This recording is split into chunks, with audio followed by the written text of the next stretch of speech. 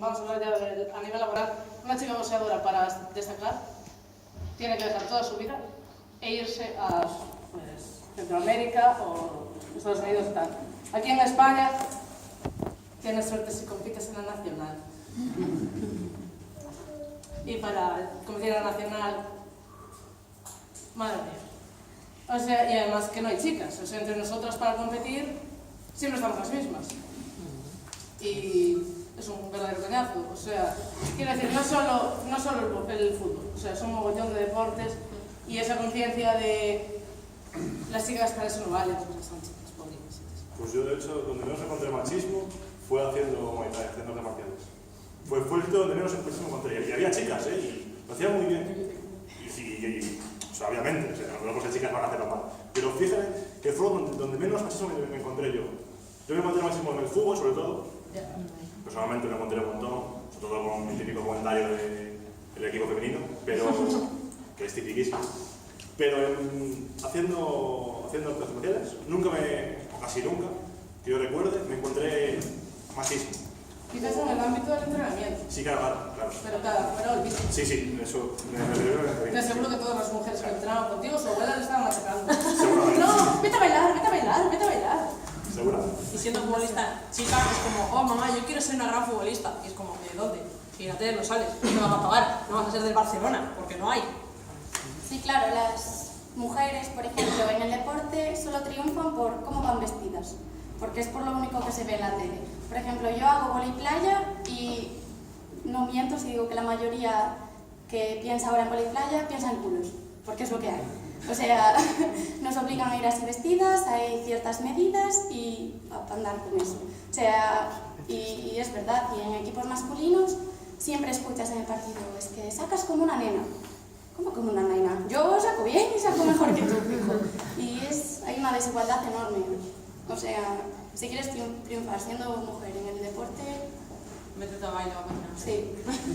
Además que no hay visibilización, o sea, en la tele que veis fútbol, si veis a Champions, más que siempre, pero Incluso para los hombres, si quieren meterse a patinaje, se verá fatal, porque yo hice patinaje también. Y teníamos 3 niños, pero con 6 años. Íbamos subiendo de categorías, con 12, 13 no había ningún niño. Y ya es como, tienes que ir en mallas. Uy, yo dejo esto como ir yo en mallas, por Dios, ni de coña, y menos de rosa, o de colores, yo de negro todo. Respecto a lo que está diciendo del patinaje, de la gimnasia rítmica, es que a una mujer, si la masculinizas, no se verá muy bien, pero lo peor es feminizar. Exacto.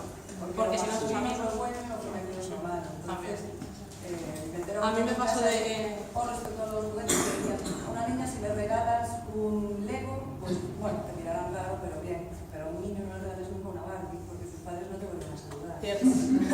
Y también en eso entra el tema de la moda, por ejemplo. Que una mujer vaya con ropa de hombre, no pasa nada, o sea, no es tan malo, porque yo he podido con sudaderas de hombre o con pantalones de hombre, chándal, y no te dice nada. Pero si sin embargo un hombre, teníamos un niño que no está. Bueno, fue como estaba en la sección de, no sé si de tenis. De chicas. En la sección de tenis de chicas. Y la señora de la dependiente le preguntó o sea, no, le dijo, mira, ¿qué es la sección de chicas? Como si es algo malo, o sea, sin embargo... ¿Dónde? Ay, dime. Es que no me da lejos. La pregunta, porque veo que os estáis centrando mucho en lo que es, eso supongo que vuestro compañero que siempre lo verá, porque es el estereotipo prescriptivo, ¿no? El estereotipo que establece quién es quién y qué rol tiene dentro de la sociedad. Y el que se lo salte, castigo. Pero hoy llego a mí una reflexión, me gustaría dejarla aquí, porque no, o sea, la sociedad que tenemos nosotros no necesariamente la sociedad de nosotros. Y la sociedad es Habla un poco más alto que no se te oye bien. no todas las culturas son iguales. Y nosotros estamos viendo esto como algo globalizado, pero que el mercado siempre ha estado ahí. Y me gustaría llegar y preguntaros acto seguido, ¿cuál pensáis que es el origen del patriarcado? El texto es este. A nosotras no nos es posible vivir en compañía de vuestras hembras, pues no tenemos la misma educación y crianza que ellas. Nosotras disparamos el arco, tiramos el dardo, montamos un caballo, y esas habilidades inferiles de hilar el coco, enhebrar la aguja, atender a los cuidados domésticos, las ignoramos. Vuestras mujeres, al contrario, nada saben de lo que sabemos nosotras, sino que sentadas en sus carros cubiertos, hacen sus labores sin salir a cazar, ni a cazar. Eso sí, sí es cierto, porque hace poco fuimos de excursión a Atapuerca y nos dijeron que la sociedad que había de aquella época era una sociedad matriarcal en vez de patriarcal, y eso sorprende porque es como, ¿en serio venimos de ahí y ahora mismo estamos en esto? Pero sí, tienes razón. ¿Cuál crees que es el origen? El origen... Hola. ¿Cuál creéis que es el origen de Hombre, la sociedad Yo patriarcal? creo que Del podría ser, patriarcado? por ejemplo, lo de las guerras, porque siempre eran las guerras, ¿quién iba? El hombre de la familia, la mujer se quedaba en casa con los niños, cuidando a los niños y a la madre, si hubiera una madre mayor. A la guerra nunca iban las mujeres, sin embargo luego... Sí, era para cuidar a los hombres que estaban malheridos en la guerra. Exacto, no iban a otra cosa. Yo creo que fue en la Segunda Guerra Mundial, en la primera cuando se... No, sí, en la primera. No, yo creo que viene de antes. Yo pienso, no estoy segura, pero a mí me habían contado algo de que esto venía porque, estamos hablando ya de la prehistoria, se creía que las mujeres podían concebir un hijo por sí mismas, por eso las Venus y todo eso. Y cuando se dieron cuenta de que no eran ellas las que podían concebir un hijo por sí mismas, y que tenía que ver el hombre en la reproducción, creo que ahí fue cuando se dio el cambio. En ese momento, cuando se dan cuenta de que los hombres sí que participan en la reproducción, No, entonces sin mí no hace nada.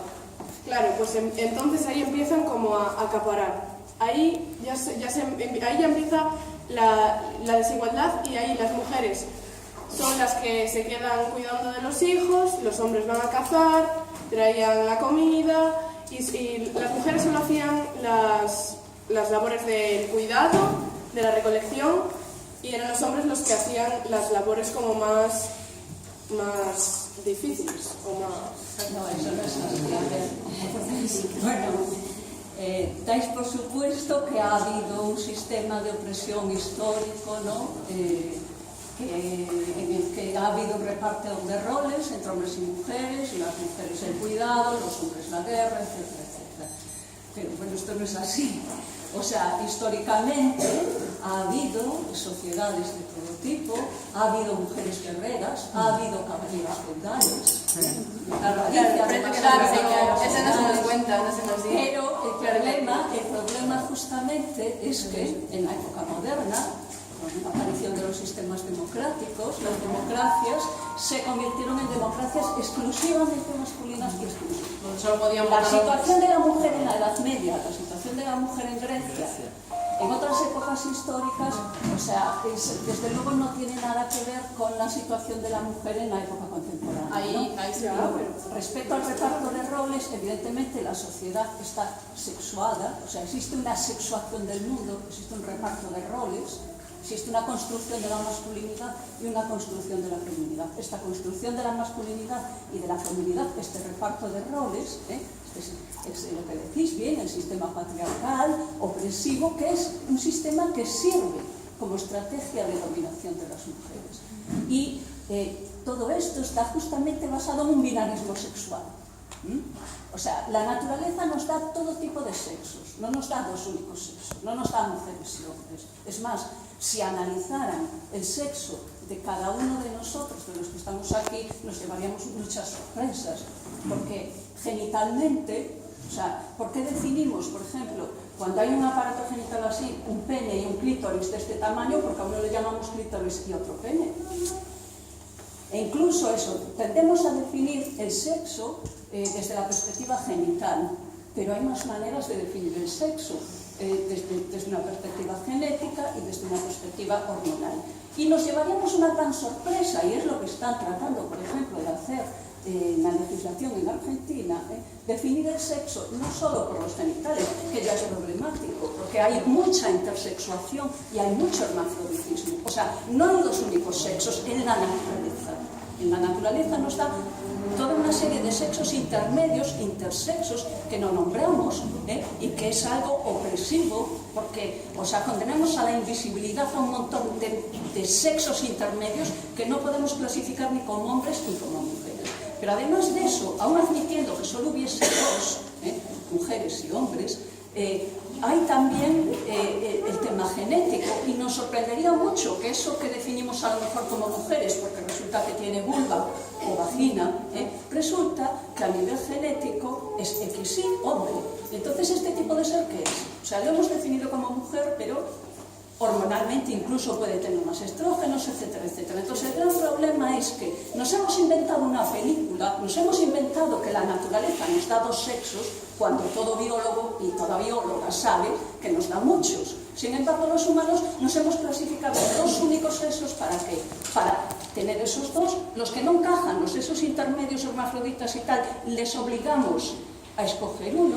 O sea, se lo escogen las madres, se lo escogen los médicos, muchas veces sin decírselo a las madres, porque no hay que olvidar que vivimos en un país en que los médicos deciden, sin decírselo a la madre, cuando ven que su feto va a ser intersexo, le dan tratamientos hormonales sin consultarla para definir el sexo. O sea, los médicos se otorgan el derecho a definir el sexo de aquellos seres humanos que nacen con sexos intermedios, o que nacerían con sexos intermedios si no recibieran tratamientos hormonales. Sabemos que hay personas, sabemos que hay mujeres, supuestas mujeres, que al llegar a la adolescencia tienen barba. ¿Son mujeres o son hombres? Entonces, el problema es que hemos definido dos únicos sexos, hombres y mujeres, ¿para qué? Como una estrategia de dominación. Hemos hecho una sexuación del mundo para dominar a las mujeres. Y la sexuación del mundo es una estrategia sexista, una estrategia de dominación. Y yo creo que esto está en la base de todo lo que estamos planteando, ¿no? Lo que estáis planteando, ¿no?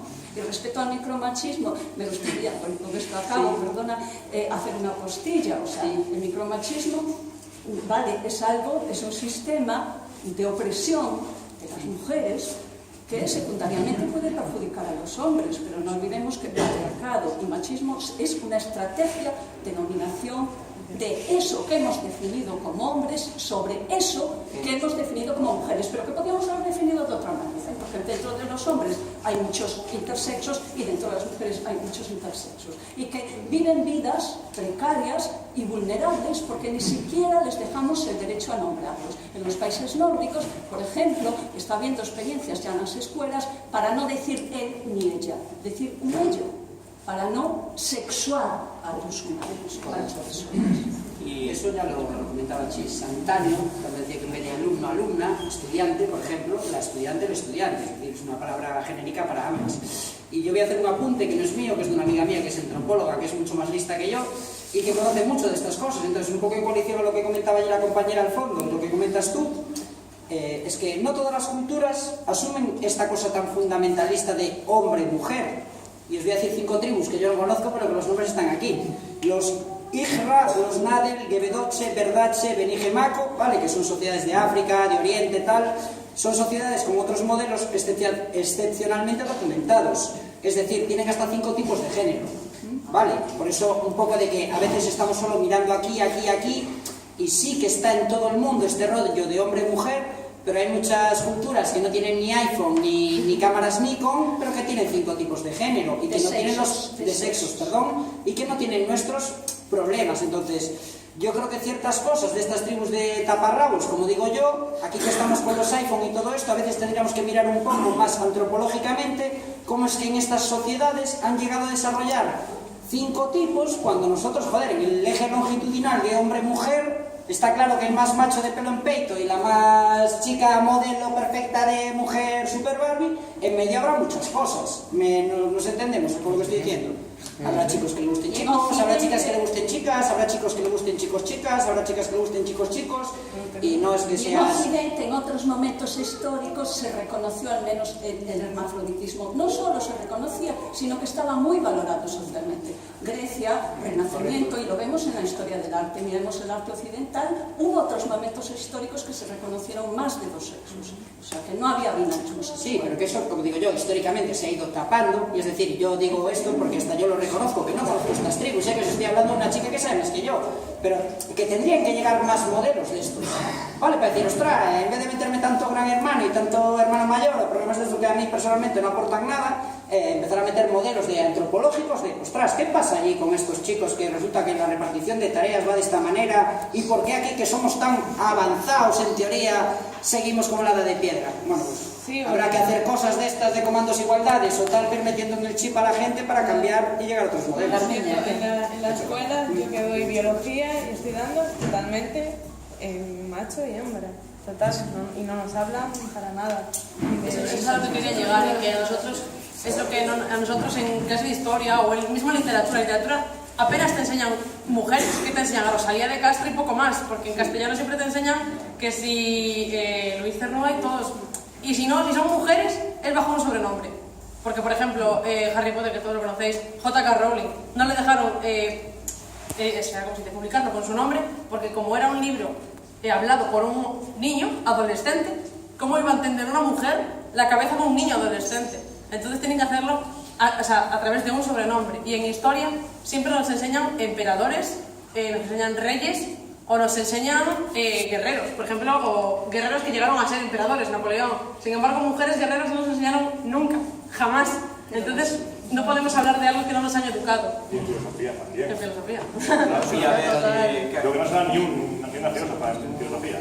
O sea, que nos estamos centrando mucho en biología y, a ver, sí que es verdad que el sexo pues, puede ser que haya más de hombres y mujeres, pero no hay que olvidarse de que lo que nosotros definimos es el género y eso está aquí. O sea, es independiente de nuestros genitales. Entonces, obviamente, una persona que nace, digamos, hombre, pero que después él en su cabeza pues no se siente hombre, se quiere sentir mujer, o no se quiere sentir ninguna de las dos, eso es como lo peor de lo peor casi.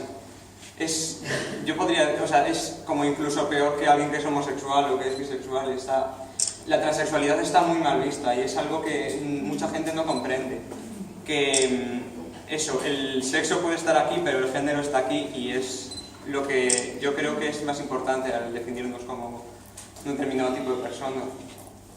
También de lo que hablábamos de historia, que dijiste lo de la Edad Media, también en historia, por ejemplo, nos enseñaron que en el antiguo régimen los únicos que podían, bueno, antiguo régimen no, perdón, más adelante cuando se hicieron las primeras democracias, los únicos que podían votar era el sufragio masculino, es decir, hombres mayores de 25 años con tierras y con poder, porque si no tenías poder y ya si eras mujer, ni se te ocurra votar. Y luego hubo mujeres que votaron por el sufragio femenino, universal. Entonces ahí es ya donde entramos en que la mujer, tras no sé si era la Segunda o la Primera Guerra Mundial, donde se dieron cuenta que la mujer estaba yendo a la industria a hacer armas para los hombres, porque el hombre estaba en la guerra, no podía trabajar también en la industria, no podía hacer todo. Ahí se dieron cuenta que las mujeres sí podemos hacer lo mismo que los hombres. Y ahí fue donde se dieron cuenta que la mujer también puede hacer lo mismo, incluso mejor que el hombre. Y ahí es donde entra el sufragio universal o femenino.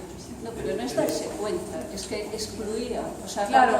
Cuando la Carta de los Derechos Humanos, hay un grupo, hay solo mujeres que reclaman también el voto. Los primeros y este sistema democrático, o sea, no solo no incluyó a las mujeres, sino que excluyó a las mujeres. El Código Napoleónico, por ejemplo, no es que no quisiera incluir a las mujeres, es que explícitamente las excluía. O sea, que en el mismo momento en que los hombres acceden a todo este proceso de reclamación del sufragio universal, las mujeres están reclamándolo también. Y como lo están reclamando, precisamente hay todo un sistema de exclusión civil, político, legal, no para no incluirlas en los derechos de los hombres, sino para excluirlas explícitamente. El primer punto de los derechos humanos, Maricel, cuando dice, vamos a tratar de prohibir a las mujeres escribir, solfear y pintar. Si hay si en el momento revolucionario francés, cuando se reclaman los derechos cívicos políticos, como el voto, como el sufragio universal, resulta que en ese mismo momento histórico hay un hombre que además es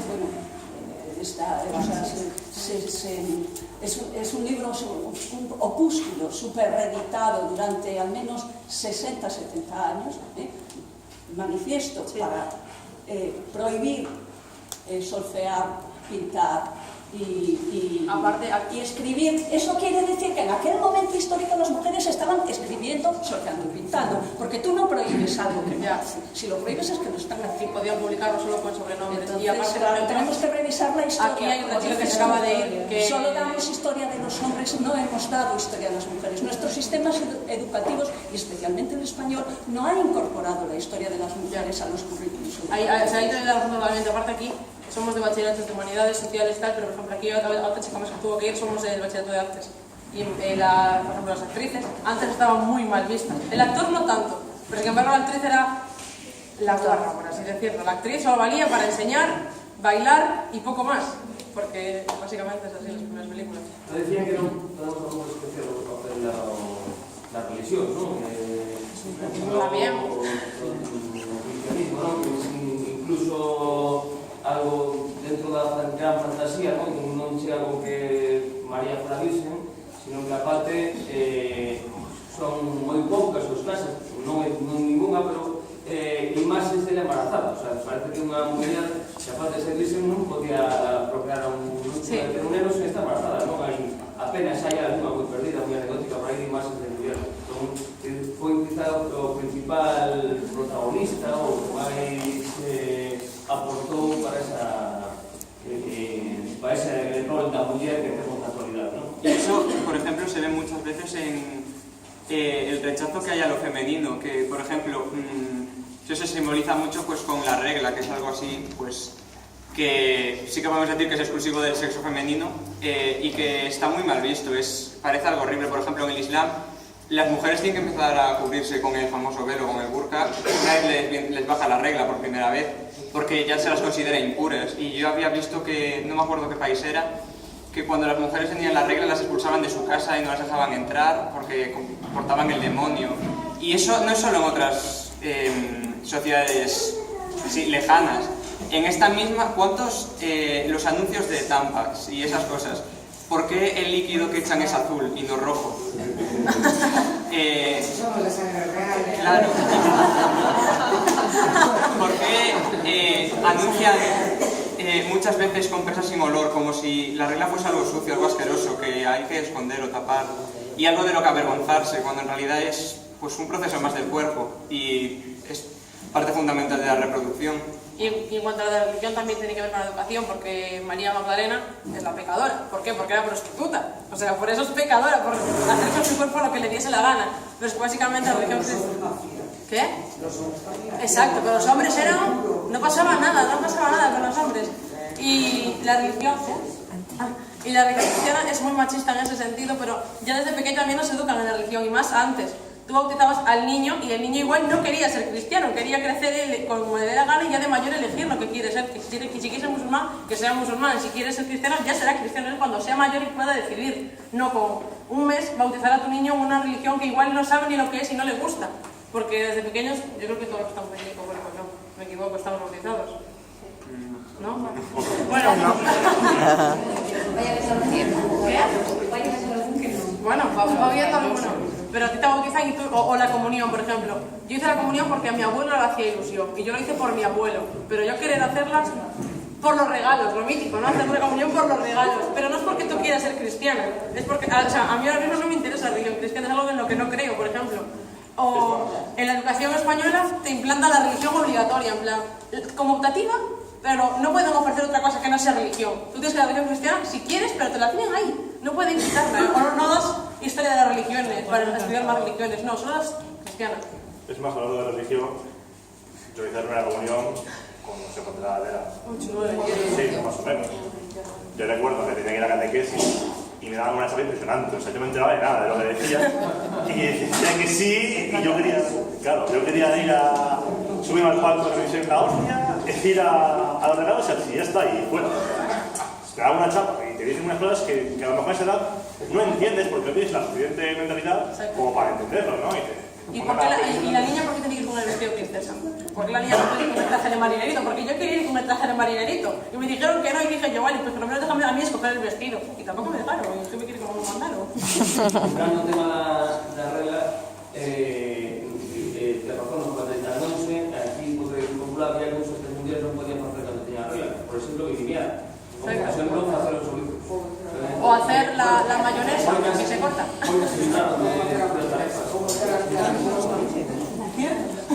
Y bueno, todo isto se reduce, toda ideoloxía que sustenta o patriarcado redúcese a propiedade. O que falábamos antes, onde surde isto. Deberíamos remontarnos a onde surdiu a propiedade realmente, que foi cando o ser humano descubriu a agricultura, foi cando as persoas comezaron a delimitar as terras e a pensar nas propiedades privadas de cada un. Aí podría dicirse que foi cando o home tomou conciencia de que a muller era outra posesión máis, debido a que a consideraba xa non a que daba vida, senón un factor que a través de él, porque él levaba a semilla dentro de sí, producía vida. Entón, ela se convertía así nun obxecto máis que era da súa propiedade. Un medio de producción. Exacto. Y como sin él no vale, no puedes hacer nada. Bueno, ahora sí, antes no. Entonces... Bueno, yo quería invitaros a una pequeña reflexión sobre la autoestima. La autoestima femenina está muy clara. Está visto que todo se asocia al físico, a que la mujer tiene que ser perfecta, hipersexualizada, que es un producto. Cuando una mujer triunfa en la vida, se suele asociar a su físico, a su atractivo sexual. Pero, ¿y qué pasa con los hombres? ¿No padecen problemas de autoestima? Pues cada vez más se incrementa más el número de hombres que está padeciendo este tipo de problemas con la autoestima. Hay algunos que son muy conocidos, como los trastornos de la alimentación, las inseguridades, etc. Pero hay otros que están normalizados, como pueden ser la obsesión por las dietas, la cirugía estética, etc. ¿Por qué? ¿Qué hombre tiene más autoestima? ¿Aquel que sigue el patrón marcado por la sociedad, ese patrón patriarcal de macho alfa? ¿O aquel hombre que se encanta y elige su propia personalidad, elige cómo quiere ser, cómo quiere que lo vean? Quiero decir, normalmente se dice que el macho alfa, el patrón del patriarcado, es aquel que tiene una mayor autoestima, que es seguro de sí mismo, y totalmente es al revés. Precisamente la gente sigue ese patrón porque tiene inseguridades. Sí. Porque tiene inseguridades.